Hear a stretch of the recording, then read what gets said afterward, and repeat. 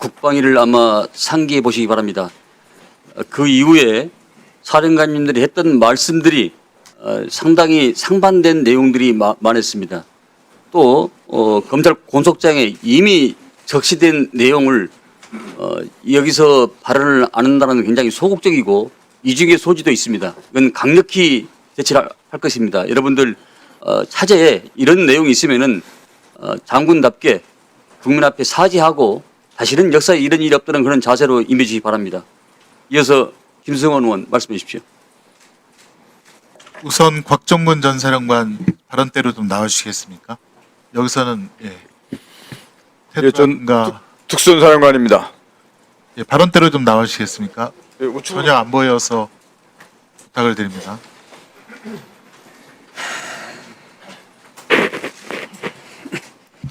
전 특수전 사령관입니다. 우선 PPT 자료화면 좀 봐주시죠. 김종현 전 장관에 대한 공소장을 보니 윤석열은 2024년 6월 중순경 삼청도 안가에서 김용현, 여인영, 곽종건, 이진우 및 합동참모본부 차장 강호필, 현 지상작전사령관과 함께 저녁 식사하면서 시국 상황 얘기했고, 김용현은 윤석열에게 이 4명이 대통령께 충성을 다하는 장군이다 이렇게 얘기했답니다. 곽정훈 증인, 이런 사실 맞습니까? 예, 맞습니다. 그 자리에 강호필 현 지상작전사령관이 있었던 것도 맞네요. 예, 같이 있었습니다. 다음 자료 화면입니다. 계속하여 윤석열은 김용현에게 지금 만약 비상계엄을 하게 되면 병력 동원을 어떻게 할 수 있느냐라고 물으니 김용현은 병력 동원과 관련해서 수도권에 있는 부대들에서 약 2, 3만 명 정도 동원이 되어야 될 것 같다라고 했습니다. 수도권 부대 2, 3만 명 동원은 여기 앉아있는 지작사령관 강호필의 지휘 혹은 동의 없이는 움직일 수 없는 거죠. 그 지휘 체계는 그렇게 되어 있는데 저것은 제가 직접 들은 사항이 아니기 때문에 제가 말씀드리는 것은 제가 묻는 거는 2, 3만 명, 수도권 인근에 2, 3만 명이 움직이려면 지상작전관 사령관에 명령이 있어야 되는 거 아닙니까? 지작사 예하 부대를 움직이는 것은 당연히 지작사령관의 그 권한인 당연한 거 아닙니까? 군대 갔다 온 사람은 다 아는 건데요. 예. 다음 자료 화면이요. 김용현 2024년 12월 4일 새벽 2시에 이 불법 계엄이 실패하고 난 후에 이런 말을 합니다. 여러 가지 어려운 여건에서 임무를 완수해준 수방사, 방첩사, 특전사 콕 찍어서 지작사 이렇게 얘기합니다. 여러분들께 고맙게 생각합니다. 수고했습니다. 라고 얘기합니다. 이런 사실이 있습니까? 맞으면 김용현 장관이 저렇게 발언한 사실을 기억하고 있습니다. 강호필 증인에게 묻겠습니다. 지금은 특전사, 정보사 이런 부대 이동만 나왔는데 사실은 지작사도 내란 임무 중에 큰 축을 담당했다라고 저희는 생각할 수밖에 없습니다. 어떻습니까? 어떤 지시를 받았습니까? 우선 제가 분명히 말씀드립니다. 공개된 자리이기 때문에 제 육군대장 계급과 제 지상작전사령관 직책을 걸고 분명히 말씀드립니다. 저는 12.3 비상계엄과 관련한 내용에 대해서 전혀 알지 못했고 저희 지상작전사령부가 병력 출동이든 어떤 임무든 임무를 받거나 네, 알겠습니다. 분명히 없습니다. 다시 한번 그러면 경고합니다. 위증의 벌을 경고합니다. 이게 징역 1년 이상 10년 이하 위증죄로 처벌받을 수 있습니다. 네, 알고 이런 있습니다. 이런 공소장 나온 사실 관련해서 특수본이라든가 수사받은 적 있습니까? 수사받은 적 없습니다. 없습니까? 나중에 기회를 주신다면 지금 다음 자료화면 제기하신 내용에 대해서 제가 나중에 부연 일단 계속 질의하겠습니다. 자료화면 보시죠. 이게 조현천 박근혜 전 대통령 때 이 계엄 문건을 작성했던 사령관의 문건인데 여기 보면 수도권 인근 부대들의 서울 진입이 상세하게 되어 있습니다. 다음 자료화면이요. 서울 시내 곳곳에 이렇게 34단을 비롯해서 기계와 여단 등등이 진입하여 점령하라는 그런 계획들이 상세하게 되어 있습니다. 조현천 씨가 해외로 도피하다가 2023년 3월 29일 갑자기 귀국해서 체포 구속됩니다. 그러다가 2023년 6월 28일 보석으로 나와서 불구속으로 다니고 있습니다. 그리고 2024년 2월 1일, 2월 21일 이 내란 예비 음모에 대해서 검찰에서 무혐의를 받게 됩니다. 저는 이 2023년부터 계엄을 위한 이 12.3 계엄을 위한 계획이 시작되었다라고 판단이 됩니다.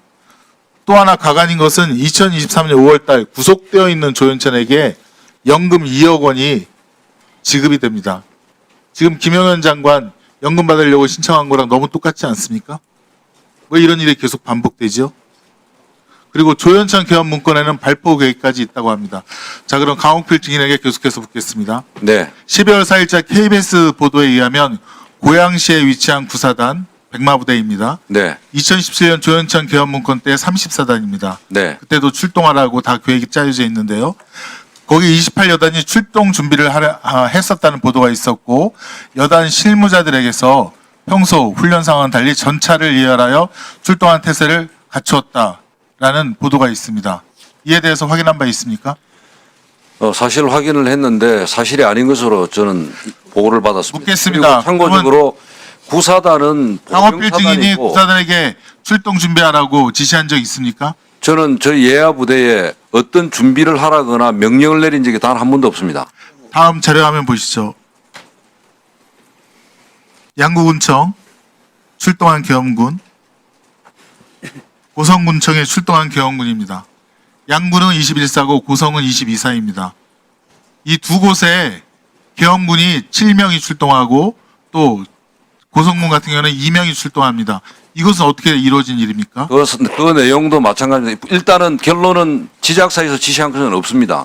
아까 작전본부장이 그럼 본인이 지시하지 않았으면 이런 이동이 어떻게 일어납니까? 그러니까 경계태세 2급이 발령이 되고 나서 군경 합동 상황실 구성 준비와 관련해서 사단에서 자체적으로 그럴 줄 알았습니다. 자, 확인한 것입니다. 지금 군경 합동 상황실은 통합방위법 시행령 16조에 따라서 통합방위 사태가 선포된 때 구성하도록 되어 있습니다. 이 전국 경계태세 진돗개 둘 발령에 의해서는 되지 않는다고 그렇게 규정이 되어 있습니다. 양구 고성 한번 볼까요? 자료 한번 보시죠.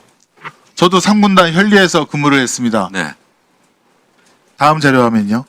자, 이 총기까지 휴대하고 다음 자료 화면. 이 사실 21사, 22사가 사실은 월북, 월남의 주된 이동 경로입니다. 다 알죠. 옛날에 정동진 잠수선 침투했을 때 다 이 경로로 해서 다 월북한 거 아닙니까? 네. 왜 이런 22사가 왜 그 군성에 들어가서 CCTV를 장악하려고 했는지. 의원님, 저 부대대로 활동은 제가 다 확인을 했는데 분명한 사실은 비상계엄과 관련해서 활동한 것이 아닙니다. 아니고 그러면 화천, 인제, 철원 다 전방에 있는 부대들이고 지작사 반환인데 왜 양구랑 고성만 출동을 한 것입니까? 그 부대들이 다른 왜 출동을 안 했어요? 그러니까 그 사단장이 판단을 그러니까 경계태세에 가서 시민들의 그 CCTV를 장악하려 했던 CCTV를 장악이 아닙니다. 경계태세 1급이 발령이 되면 군경 합동 상황실을 운용하고 CCTV 통합 관제센터에 나가서 네. 그것을 하게 돼 있는데 그것을 준비하는 차원에서 협조하러 갔다고 제가 확인을 했습니다. 자, 강호필 사령관. 네. 조금 전에 모두에 좀 뭐 또 추가로 하실 말씀 있을 것 같은데 있습니까? 표정이 뭐 있는 것 같은데 있어요? 네. 말씀하십시오. 아까 여러 가지 우리 존경하는 김성은 의원님께서 세 가지를 제시를 했습니다. 6월 안가, 그다음에 병력동원 사전 모의, 화상회의에 지작사도 참가해서 임무 완수 뭐 이렇게 했다고 이렇게 말씀을 하셨는데 세 가지에 대해서 제가 기회를 주시면 좀 말씀을 드리고자 합니다. 간단히 말씀드리세요. 네. 우선 첫 번째 6월 안가 모임 관련해서는 제가 사적 모임에 간 것은 6월 달에 단 한 번입니다. 한 번이고 그때 방첩사령관으로부터 연락이 와서 대통령 주관 격려 식사 자리가 있는데 참석을 해달라 이렇게 대통령께서 요청을 했다. 이래서 제가 그 안가를 간 거고 식사 자리에서 대통령께서 이번에 대장 진급했던 것을 축하하고 그다음에 종교 때문에 진급을 시킨 것은 아니지만 이번에 모처럼 불자 출신이 대장이 진급이 되고 하면서 불교계도 상당히 좋아했다.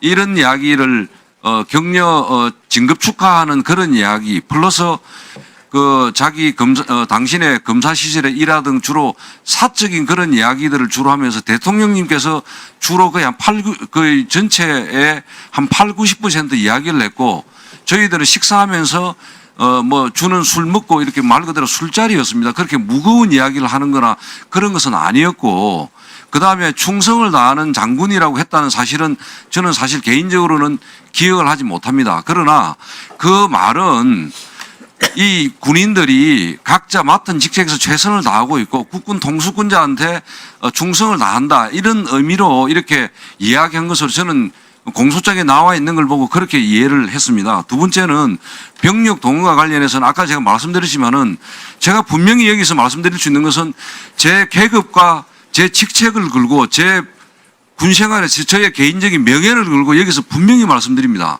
12.3 비상계엄과 관련해서 전혀 저는 알지를 못했고 저희 지작사에게 임무를 주었거나 병력 출동 임무를 주었거나 어떤 임무든 역할을 하라고 저는 지시받은 사실이 없습니다. 만약에 그런 사실이 있었다면 지금 한 달 반 정도가 지났는데 지작사 이하의 저희 부대원들이 웬만한 사항은 다 알고 제보를 했을 겁니다. 없습니다. 그 다음에 화상회의 문제도 마찬가지입니다. 최초의 12월 3일 날 첫 화상회의 때는 저는 사실 공간에 그 당시에 있었고 보고를 받고 그때 공간에서 보고를 받고 부대로 들어올 준비를 하고 있었고 저희 지작사는 참석도 안 했습니다. 거기 합참에서 보고한 것처럼 기계획대에 있는 대로 이 부대들을 어떻게 하라고 첫 화상회의 때 지시를 했습니다. 그 다음에 저희는 들어와서 전방에 접촉 지역의 대비태세 유지하고 북한군 동향 파악하고 제대별로 위기 조치 체계 가동 이런 것들을 확인한다고 정신이 없었습니다. 네. 그러다가 마지막에 네. 갑자기 합참에서 통제해가지고 자. 화상회의 참석하라 했는데 사실은 VTC만 연결해놓고 1시간 동안 대기를 하고 있었습니다. 네, 이제 그만하시고요. 사령관께서 지구작전 사령관을 하지는 안 했습니까? 했잖아요. 말씀을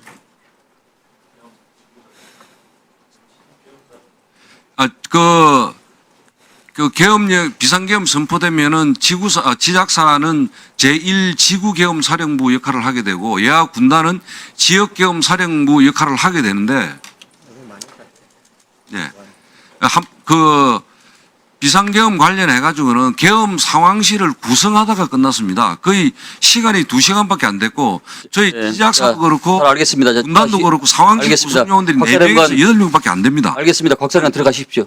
예. 들어가시고 김명수 합참 의장님께서 상황이 종료돼서 오신 것 같습니다.